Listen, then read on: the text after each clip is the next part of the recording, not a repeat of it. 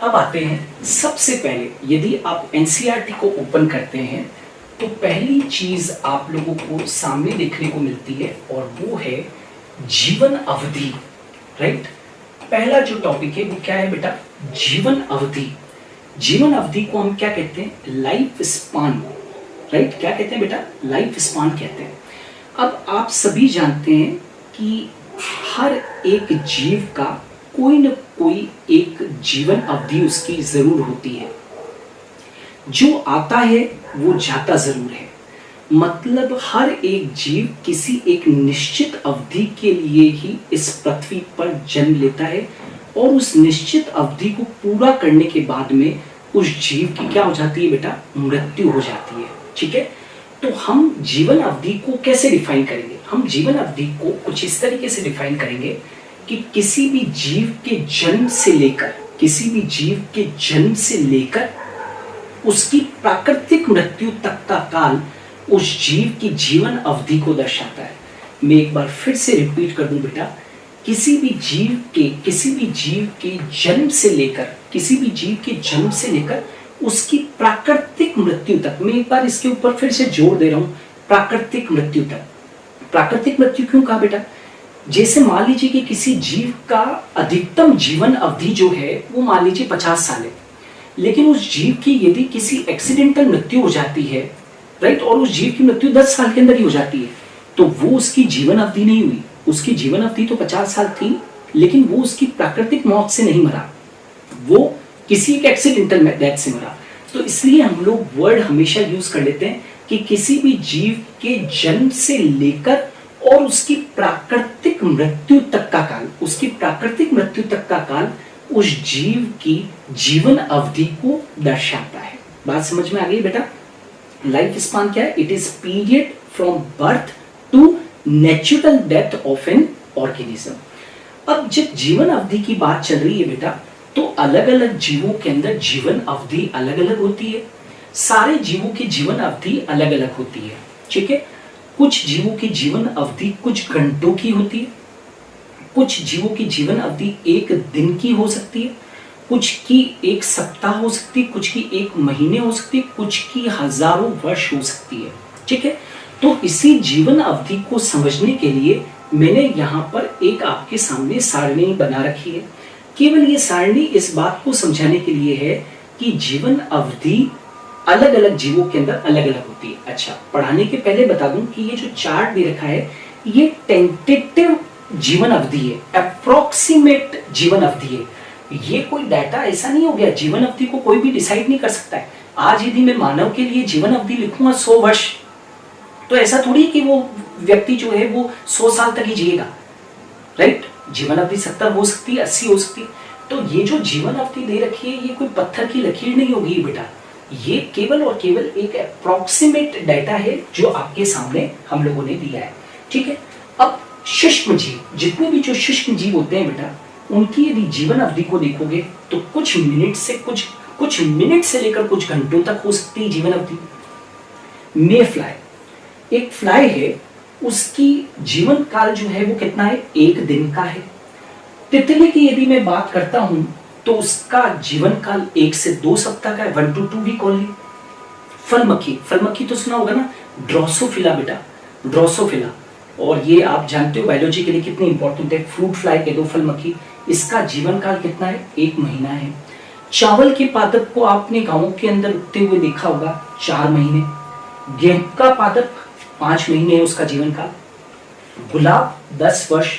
किसी किताब में यहाँ पे लिखा हुआ मिले कि 5 से 7 वर्ष, तो कंफ्यूजन मत करना कि सर ने तो 10 वर्ष बताया था। अरे भाई ये टेंटेटिव जीवन काल है। ठीक है, क्रो जो होता है उसका जीवन काल कितना है? 15 वर्ष है। कुत्ते का 10 से 15 वर्ष, किसी किताब में 20 वर्ष भी लिखा हुआ मिल सकता है, 25 वर्ष अधिकतम लिखा हुआ मिल सकता है। गाय का जो है वो जीवन काल 20 से 25 वर्ष है। केले का जो पादप है उसका जीवन काल कितना है? 25 वर्ष के करीब है। घोड़ा 25 से 30 वर्ष, कई किताबों के अंदर ये 40 से 50 साल भी लिखा हो सकता है। मगरमच्छ 60 वर्ष, हाथी 60 से 75 वर्ष, मानव की अधिकतम सीमा बता रखी है 100 वर्ष। तोता छोटा सा जीव है लेकिन 140 वर्ष है उसकी। कछुआ छोटा सा जीव, बहुत छोटा सा जीव 100 से 150 वर्ष, आम का वृक्ष 100 से 150 वर्ष, बरगद का वृक्ष जो है वो 200 से 300 वर्ष है, और पीपल का वृक्ष जो है वो कितना है, 2000 से 3000 वर्ष। तो ये जीव है, और ये क्या दशा रखी, जीवन अवधि दशा रखी। तो इस सारणी से आपने क्या सीखा बच्चों, कि अलग अलग जीवों के अंदर जीवन अवधि भी क्या होती है, अलग अलग होती है, और एक निश्चित जीवन अवधि जीने के बाद में उस जीव की क्या हो जाती है बेटा, मृत्यु हो जाती है। Is it clear? तो जीवन अवधि क्या है, ये क्लियर हुआ। चलिए थोड़ा सा आगे बढ़ते हैं। अब मैंने इस स्लाइड के अंदर लिख रखा है कि जीवों के जीवन अवधि को आमाप के साथ जोड़कर नहीं देखा जाना चाहिए। क्या कहा मैंने बेटा, कि जीवों के जीवन अवधि को जीवों के साइज के साथ जोड़कर नहीं देखा जाना चाहिए। मतलब कि जीवों के जीवन अवधि का और साइज से कोई लेना देना नहीं है। जीवों की जीवन अवधि को आमाप के साथ जोड़कर नहीं देखा जाए। जैसे मैं अपने इस स्टेटमेंट को जस्टिफाई करने के लिए मैं कुछ आप लोगों को एग्जाम्पल कोट करने की कोशिश करता हूं यहां पर।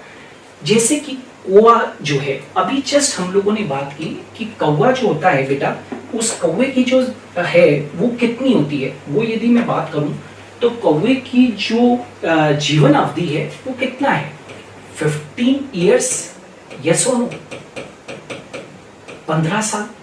और तोते की यदि एज ग्रुप हम लोग देखें, उसकी जो जीवन अवधि यदि हम लोग देखें तो कितनी है, 140 ईयर्स है, 140 ईयर्स। अब ये एग्जाम्पल क्यों कोट किया, वो इसलिए कि ये दोनों जो है तोता और कौवा साइज में क्या है, लगभग साइज में लगभग कैसे है बेटा, लगभग समान है। आप यदि तोते को देखोगे और यदि आप कौवे को देखोगे तो साइज के अंदर ज्यादा फर्क नहीं है, लेकिन उसके बावजूद भी आप ये देखो कि इनके जीवन अवधि में कितना फर्क है। कहां तो कौवे का जीवन 15 वर्ष है, जीवन अवधि 15 वर्ष है, और कहां तोते का 140 ईयर्स है। ठीक है। दूसरा मैंने एक और एग्जाम्पल लिया है, ये जंतुओं से लिया है, और एक एग्जाम्पल मैंने पादपों का लिया है। मान लीजिए आम के वृक्ष की मैं बात करूं तो आम के वृक्ष की मान लीजिए 150 ईयर्स उसका क्या है बेटा, जीवन काल है। और यदि मैं पीपल के वृक्ष की मैं बात करूं, पीपल के वृक्ष की मैं बात करूं तो उसकी मान लीजिए मैंने अभी जस्ट बताया था 2000 साल है, कम से कम 2000 साल उसकी क्या होती है, जीवन अवधि रहती है। तो अब यदि मैं आम के वृक्ष को और पीपल के वृक्ष की साइज की मैं बात करूं तो यहां पर भी साइज कैसी है बेटा, लगभग कैसी है, साइज लगभग कैसी है, समान है। आम के पेड़ को और पीपल के पेड़ को देखोगे तो साइज तो लगभग समान है, लेकिन यहां पर आप देखो जीवन अवधि में कितना बड़ा फर्क है। तो इन दोनों एग्जाम्पल से, कौवे और तोते का एग्जाम्पल और आम का वृक्ष और पीपल के वृक्ष के एग्जाम्पल से ये सिद्ध होता है कि इस बात को बल मिलता है बेटा कि जीवों के जीवन अवधि को आमाप यानी कि साइज के साथ जोड़कर नहीं देखा जाना चाहिए।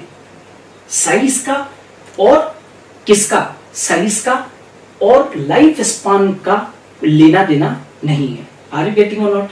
तो आप साइज एक होते हुए भी आप देख सकते हो इनकी जीवन अवधि के अंदर बहुत ज्यादा क्या है, फर्क है।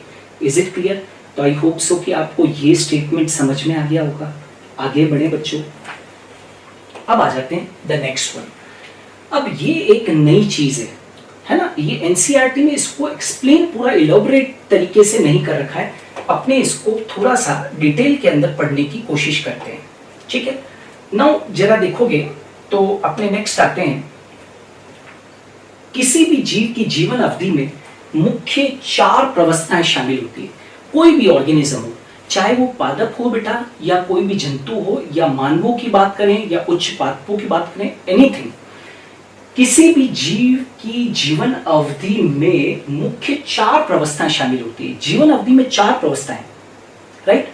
ये एनसीईआरटी के अंदर दे रखी है लेकिन बिखरी बिखरी सी है, तो मुझे लगता है कि यदि मैं इस तरीके से एक्सप्लेन करूंगा तो आपको जल्दी समझ में आएगा। पहली बात याद रखना कि किसी भी जीव की जीवन प्रवस्था में कितनी 4 प्रवस्थाएं शामिल है। कौन कौन सी 4 प्रवस्थाएं शामिल है बेटा? चलो सबसे पहले लेते हैं ये वाली चीज, दैट इज नॉन एज किशोर अवस्था। दूसरा परिपक्वता या मैच्योरिटी, राइट। तीसरा आयुर्वृद्धि तथा जीर्णता, जिसको कि मैं एजिंग और सेनिसेंस कहूंगा। और चौथी जो है, जो कि जीवन का अंतिम सत्य है, और वो क्या है, दैट इज नॉन एज मृत्यु। तो इसका मतलब ये हुआ कि ये चार प्रवस्थाएं तो किसी के जीव के अंदर होगी ही होगी, ठीक है। अब कैसे है, किस तरीके से, वो आप लोग देखिएगा। नाउ किशोर अवस्था, ये किशोर अवस्था यानी कि इसको जुवेनाइल स्टेज या जुवेनाइलिटी स्टेज कहते हैं। ये जो जुवेनाइल स्टेज है बेटा, किशोर अवस्था जो है, वो वर्ड यूज होता है किसके लिए, जंतुओं के लिए वर्ड यूज होता है। जैसे हम मानवों की बात करें, आप एक बार के लिए ये चार प्रवस्थाएं आप अपने ऊपर लेकर देखें, मानवों के ऊपर लेकर देखें, तो आपको जल्दी समझ में आएगा। किशोर अवस्था, ठीक है। मान लीजिए कि एक 8 साल का बच्चा पानी के अंदर डूब जाता है, तो दूसरे दिन न्यूज़पेपर में खबर क्या आती है, 8 साल का किशोर पानी में डूबकर मरा। आज एक 50 साल का कोई व्यक्ति डूबकर मरता है किसी कारण से, तो क्या ये अखबारों में लिखा हुआ आता है क्या बेटा, क्या अखबारों में लिखा हुआ आता है कि 50 साल का किशोर जो है वो पानी के अंदर डूब के मरा? ऐसा तो नहीं आता है ना। 8 साल के किशोर के लिए पूछते हैं। इसका मतलब ये हुआ, किशोर अवस्था किसी भी जीव की प्रारंभिक अवस्था है। ये क्या है, प्रारंभिक अवस्था है, ठीक है। जैसे मानवों के अंदर एक बच्चा जब तक लैंगिक परिपक्वता ग्रहण नहीं करता है, लैंगिक परिपक्वता ग्रहण नहीं करता है, मतलब कि 10 से 11 साल के पहले पहले की जो स्टेज है वो जुवेनाइल स्टेज है। लेकिन जंतुओं के अंदर याद रखना, जंतुओं के बाद में यदि मैं पादपों की बात करता हूं, तो पादपों के लिए कभी भी किशोर अवस्था वर्ड यूज नहीं करते हैं। तो मैं तो आपको जीवों की जीवन अवधि में 4 मुख्य प्रवस्थाएं पढ़ा रहा हूं। तो पादपों के लिए हमेशा वेजिटेटिव फेज वर्ड यूज होता है। पादपों के लिए क्या वर्ड यूज होता है, कायिक प्रवस्था। और जंतुओं के लिए क्या वर्ड यूज होता है, किशोर अवस्था। Are you getting? अच्छा, ये कौन सी अवस्था है, ये वह अवस्था है जिसमें जीव जनन के लिए क्षमता ग्रहण करता है, ठीक है। यह वह अवस्था है, यह वह अवस्था है, वह अवस्था है जिसमें जिसमें जीव क्या करता है, जनन की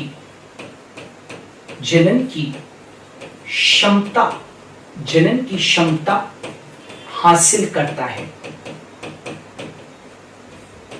समझ में आ रहा है? मतलब ये वो स्टेज है जिसमें ऑर्गेनिज्म जो होता है gains the capacity to reproduce. मतलब organism gains capacity to reproduce. ये वो अवस्था है जिसमें जीव जनन की क्षमता को हासिल कर रहा है। जनन कर नहीं रहा है बेटा, जनन की क्षमता को हासिल करता है। Are you getting? इसी प्रकार से यदि मैं बात करूं पादपों के अंदर, तो पादपों के अंदर कायिक प्रवस्था के अंदर क्या बनता है, रूट, स्टेम एंड लीफ का फॉर्मेशन हो जाता है। मतलब मूल, तना और पत्ती का निर्माण हो जाता है। उसके बाद में कहीं जाकर जब जननिक प्रवस्था चालू होगी, तो पादप के अंदर क्या उत्पन्न होंगे, पुष्प उत्पन्न होंगे। तो रूट, स्टेम, लीफ जो है वो कायिक प्रवस्था को दर्शा रही है। समझ में आ रहा है? तो ये अवस्था वह है जिसमें जीव जनन की क्षमता को क्या करता है बेटा, हासिल करता है। ये भी आप लोग ध्यान रखें। दूसरा हम लोग आगे बढ़ते हैं, राइट। और नेक्स्ट पे आते हैं हम लोग कि परिपक्वता, मैच्योरिटी, है ना। ये वो अवस्था है जिसमें जीव क्या करता है, जनन को प्रारंभ करता है। जीव क्या करता है इस अवस्था में, जनन को प्रारंभ करता है। जनन को क्या करता है बेटा, प्रारंभ करता है। मतलब ऑर्गेनिज्म, इसको यूं मैं कहूंगा, ऑर्गेनिज्म स्टार्ट्स रिप्रोडक्शन। मतलब एक बार उसके अंदर जब परिपक्वता आ जाती है, मैच्योरिटी आ जाती है, तो फिर वो जनन कर सकता है, ठीक है। अब आ जाते हैं आयुर्वृद्धि तथा जीर्णता। ये बहुत बहुत इंपॉर्टेंट स्टेप है बेटा।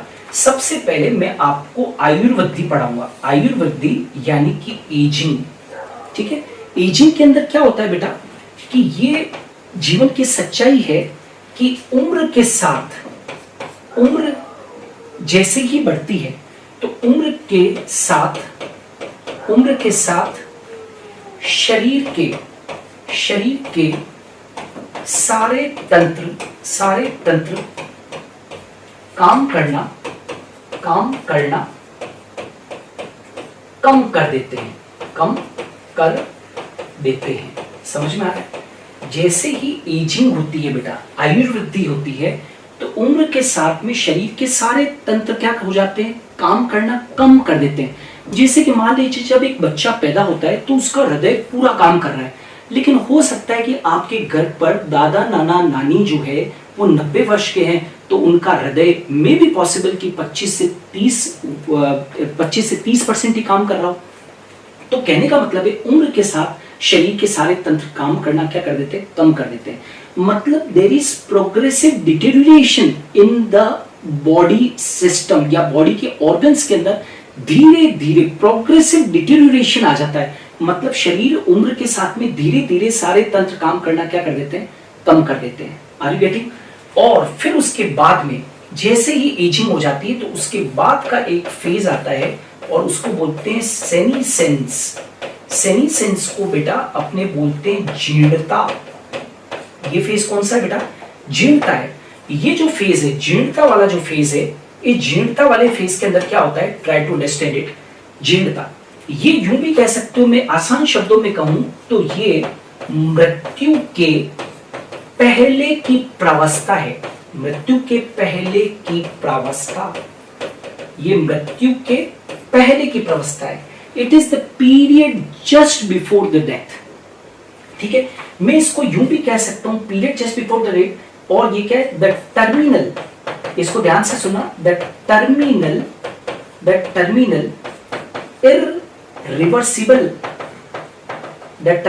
Irreversible stage of ageing. मतलब ये जो आयुर्वृद्धि होने के बाद में एक ऐसी अवस्था जो फिर से पलटा नहीं जा सकता है। जिस एक बार कोई व्यक्ति बूढ़ा हो जाता है तो उस चीज को वापस से पलटा नहीं जा सकता है। उस अवस्था के बाद में, जीर्णता अवस्था के बाद में तो मौत ही आनी है, और ये जीवन की कड़वी सच्चाई है।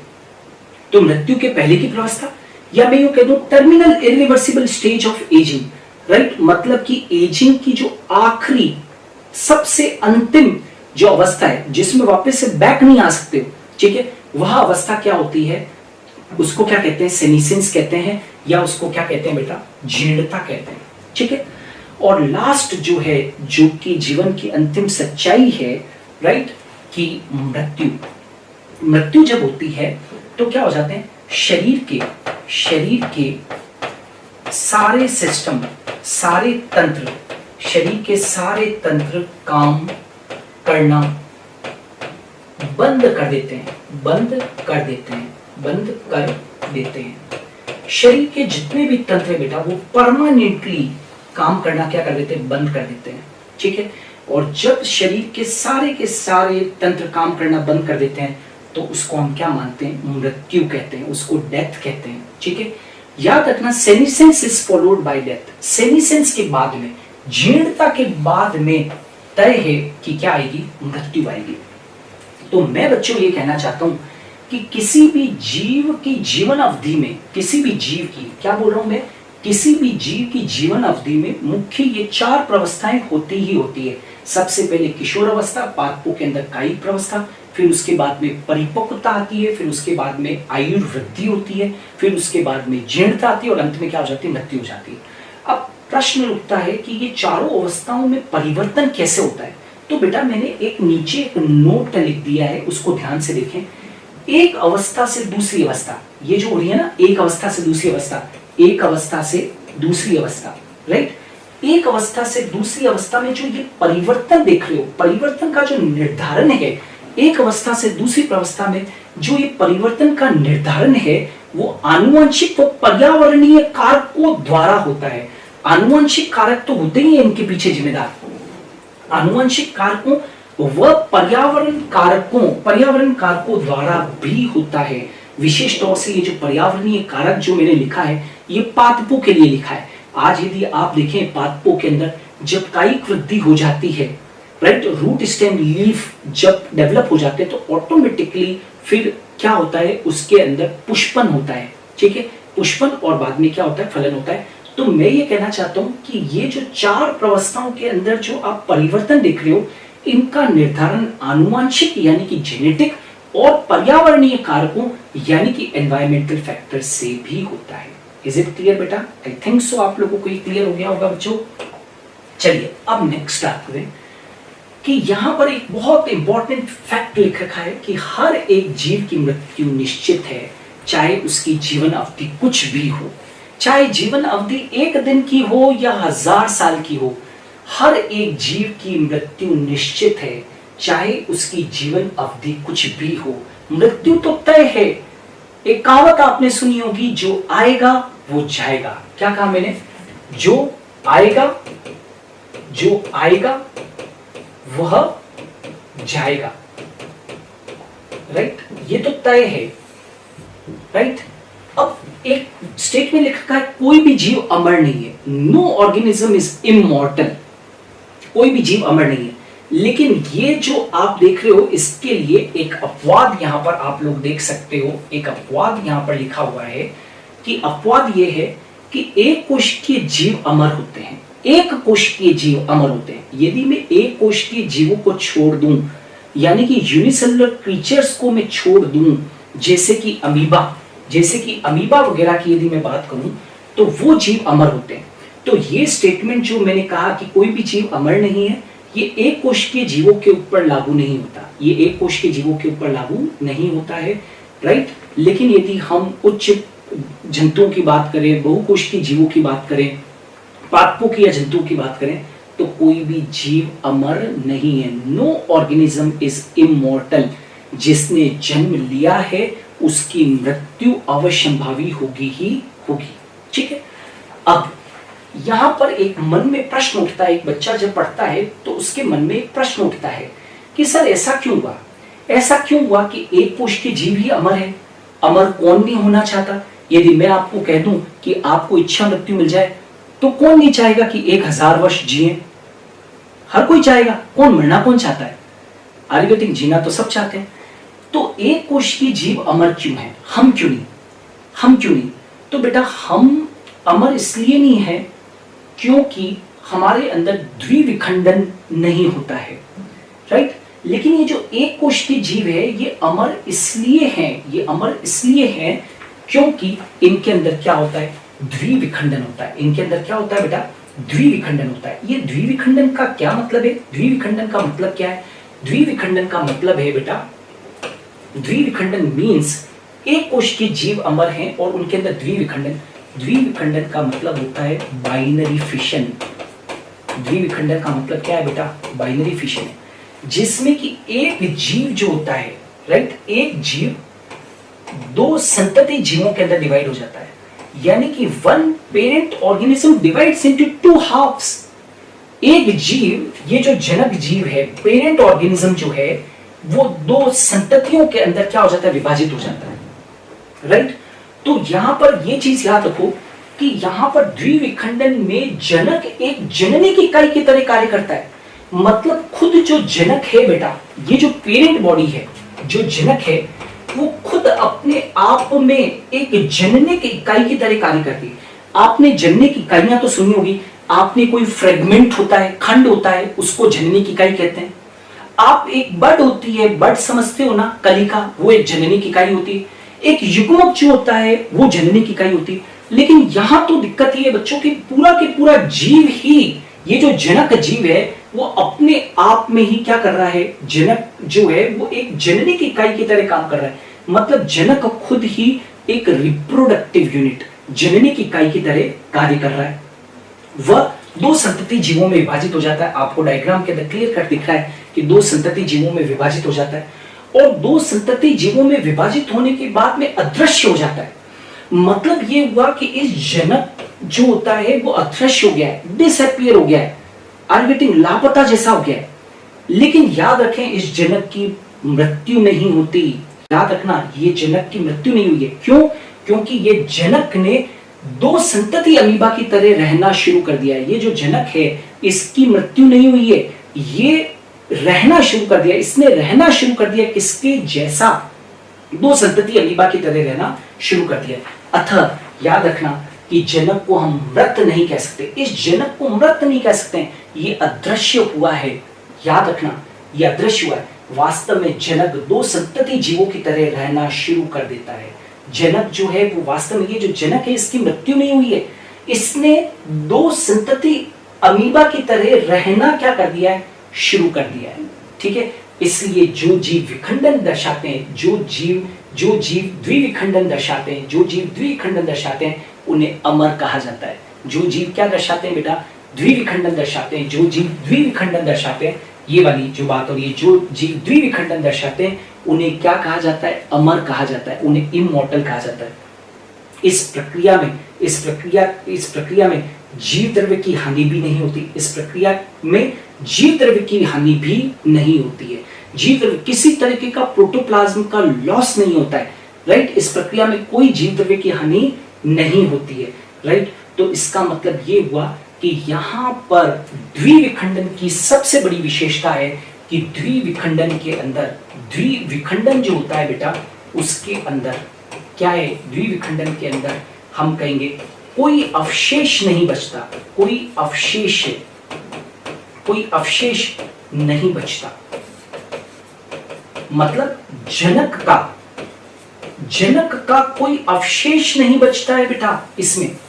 और बायोलॉजी क्या कहती है, बायोलॉजी मृत उसे मानती है बेटा। एक चीज बहुत अच्छे से दिमाग में बिठा लो, बायोलॉजी मृत उसे मानती है जिसकी मृत्यु के बाद में डेथ बॉडी अवेलेबल हो, जिसकी मृत्यु के बाद में मृत शरीर अवेलेबल हो, उसी बायोलॉजी क्या मानती है, मृत मानती है।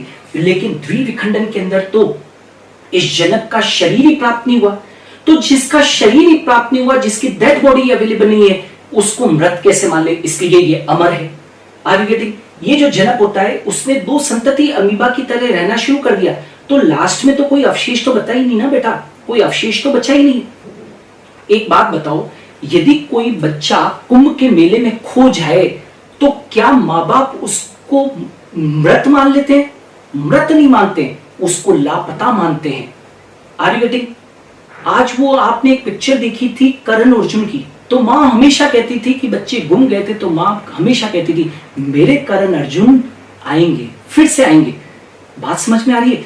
तो जो मृत नहीं होता उसको लापता मानते हैं। Are you getting? तो वैसे ही यहां पर भी हुआ है कि अमीबा का कोई अवशेष, पैतृक अमीबा का, जनक अमीबा का कोई अवशेष नहीं बचा है, तो इसलिए उसको हम क्या मानते हैं बेटा, उसको कभी भी अमर मानते हैं, उसको हम मृत नहीं मानते हैं। Is it clear? तो इसलिए याद रखना, हर एक जीव की मृत्यु निश्चित है, चाहे उसकी जीवन अवधि कुछ भी हो, लेकिन कोई भी जीव अमर नहीं है। एक कोश के जीव अमर हो सकते हैं, उसका एक कारण द्विविखंडन मैंने बताया है, जो सबसे महत्वपूर्ण कारण है। याद रखना, किसी भी जीव के अमर होने का ये एक महत्वपूर्ण कारण मैंने बताया, द्विविखंडन। और भी एक दो कारण हो सकते हैं जो हम किसी दिन जब समय आएगा तो प्रॉपर एग्जाम्पल के साथ में मैं उस वक्त आप लोगों को बताऊंगा। क्लियर? अब आ जाते हैं, जनन क्या है। जनन क्या है, ये एक बहुत इंपॉर्टेंट यहां पर एक स्टेटमेंट लिखा हुआ है, जनन क्या है। तो ये बेटा क्या है, जनन क्या है, यह एक ऐसी जैविक क्रिया है, यह एक ऐसी जैविक क्रिया है जिसके द्वारा जनक अपने समान संततियों को उत्पन्न करता है। समझ में आ रहा बेटा? Reproduction is a biological process, reproduction is a biological phenomenon in which the parent organism produces the offsprings similar to itself। यह एक ऐसी जैविक क्रिया है जिसके द्वारा जनक अपने समान संततियों को क्या करता है, उत्पन्न करता है। समझ में आ रहा है? और बेटा ये जो जनन है, आप चैप्टर का नाम भी क्या है, रिप्रोडक्शन इन ऑर्गेनिज्म, जीवों के अंदर जनन। तो ये जो जीवों के अंदर जनन जो टॉपिक आप पढ़ रहे हो, इसके अंदर रिप्रोडक्शन को अपने को पूरा डिटेल के अंदर पढ़ना है। तो जनन क्या है? एक ऐसी जैविक प्रक्रिया जिसके द्वारा जनक अपने समान संततियों को उत्पन्न करते हैं। एक बात बताओ, इंसान की औलाद इंसान जैसी दिखती है या नहीं दिखती? जब इंसान के घर पर कोई बच्चा पैदा होता है तो वो इंसान जैसा दिखता है? यस और नो? आप गुलाब उगाते हो तो गुलाब उगता है, गेंदा उगाते हो तो गेंदा उगता है, कैक्टस उगाते हो तो कैक्टस उगता है। आर यू गेटिंग और नॉट? ये तो दुनिया का कायदा है, जैसे से जैसा। तो जो जनक जीव होता है वो अपने समान ही संततियां उत्पन्न करता है। मुझे एक बात बताइए कि वो बात अलग है कि हमारी 100% हमारी शक्ल हमारे माता पिता से नहीं मिलती है, लेकिन मुझे एक बात बताइए, जब भी कोई घर पे आता है तो कहता है ना कि इसकी शक्ल इसकी मम्मी से मिलती है, इसकी शक्ल इसके पापा से मिलती है, इसकी शक्ल इसके दादा से मिलती है, राइट? क्यों? क्योंकि यहाँ पर जनक अपने समान संततियों को क्या करता है? उत्पन्न करता है। हम लोग इस चैप्टर और आने वाले बहुत सारे चैप्टर्स के अंदर इसके ऊपर बहुत ज्यादा डिस्कशन करने वाले हैं। अच्छा, ये जो जनन जब होता है तो संतति में क्या होती है बेटा? वृद्धि होती है। जब जनन के द्वारा क्या उत्पन्न होती है? संततियां उत्पन्न होती है। जनन के द्वारा क्या उत्पन्न होती है? संततियां। और संतति में फिर बाद में क्या होती है? वृद्धि होती है, यानी कि ग्रोथ होती है। ग्रोथ होने के बाद में उसमें क्या आती है बेटा? परिपक्वता आती है, यानी कि मैच्योरिटी आती है। और उसके पश्चात जब वो जीव परिपक्व हो जाता है, तो अभी मैच्योरिटी पढ़ाई थी ना मैंने जीवन अवधि में, तो जब कोई जीव मैच्योर हो जाता है तो फिर वह नई संतति उत्पन्न करने के लायक बन जाता है, मतलब वो नई संतति उत्पन्न करता है। इस प्रकार ये जो जन्म का और जो वृद्धि का और मृत्यु का जो चक्र है वो निरंतर क्रम से बेटा चलता रहता है। और इसीलिए कहते हैं कि जनन की एक पीढ़ी व दूसरी पीढ़ी, जनन एक पीढ़ी व दूसरी पीढ़ी में निरंतरता बनाए रखती है। Are you getting? जनन की जो प्रक्रिया है, जनन की प्रक्रिया एक पीढ़ी व दूसरी पीढ़ी में निरंतरता बनाए रखती है। क्लियर? और लास्ट में आज की क्लास को खत्म करने के पहले हम इस स्लाइड के अंदर पढ़ लेते हैं कि जनन के उद्देश्य क्या है बेटा? जनन का उद्देश्य क्या है ये भी मालूम होना चाहिए, क्योंकि हम क्या पढ़ रहे हैं? जीवों में जनन पढ़ रहे हैं, तो हमको उद्देश्य मालूम होना चाहिए कि उसका उद्देश्य क्या है। तो जातियों में निरंतरता, ठीक है ना? याद रखना, जनन जातियों में निरंतरता स्थापित करता है, निरंतरता स्थापित करता है, राइट? निरंतरता का मतलब समझते हैं। आज यदि जिस जाति के अंदर जनन होता है वह जाति तो अपनी उत्तरजीविता को बनाए रखती है, लेकिन जिस जाति के अंदर जनन किसी कारण से रुक जाता है तो उसकी उत्तरजीविता खत्म हो जाती है। क्योंकि जब जीवों के अंदर जनन नहीं होगा तो जितने भी जीव पृथ्वी के ऊपर है वो अपनी जीवन अवधि करके पूरे हो जाएंगे, उसके बाद में फिर वो जाति वहां पर क्या हो जाएगी? विलुप्त हो जाएगी। जैसे आज सफेद है ना, व्हाइट टाइगर्स हैं, है ना, व्हाइट टाइगर्स हैं, वो कहाँ रह गए? बहुत बहुत कम रह गए और आने वाले दिनों के अंदर विलुप्त हो जाएंगे। विभिन्नताएं, याद रखना, जनन से विभिन्नताएं उत्पन्न होती है। जनन से क्या उत्पन्न होती है? विभिन्नताएं उत्पन्न होती है बेटा, उत्पन्न होती है। और विभिन्नताएं जो होती है वो याद रखो विकास की द्योतक है। याद रखना, विभिन्नताओं से क्या होता है? विभिन्नताओं से क्या होता है बेटा? विकास होता है। विभिन्नताओं से क्या होता है? विकास होता है। क्लियर? तो विशेष तौर से जो लैंगिक जनन होता है उसमें विभिन्नताएं उत्पन्न होती है। मैं अलैंगिक जनन की बात नहीं कर रहा हूं। जनन से विभिन्नताएं उत्पन्न होती है और विभिन्नताओं से क्या होता है? विकास होता है ना? विभिन्नताओं से ही बेटा एडेप्टेशंस विकसित होते हैं, विभिन्नताओं से ही इवोल्यूशन होता है। क्लियर? तो जनन से विभिन्नताएं उत्पन्न होती है। और लास्ट में इस पृथ्वी पर जीवन जनन के कारण ही है, जनन के कारण ही है। इस पृथ्वी पर जीवन जनन के कारण ही। अरे यदि जनन ना होता तो इस पृथ्वी पर लाइफ भी नहीं होती। तो आज मैंने यहाँ पर इस चैप्टर का इंट्रोडक्टरी पार्ट पूरा शुरू कर दिया है, बेसिक से शुरू कर दिए हैं और ये भी बता दिया है कि जनन क्या है और जनन का उद्देश्य क्या है। सो होप सो आप लोगों को ये क्लास अच्छी लगी होगी।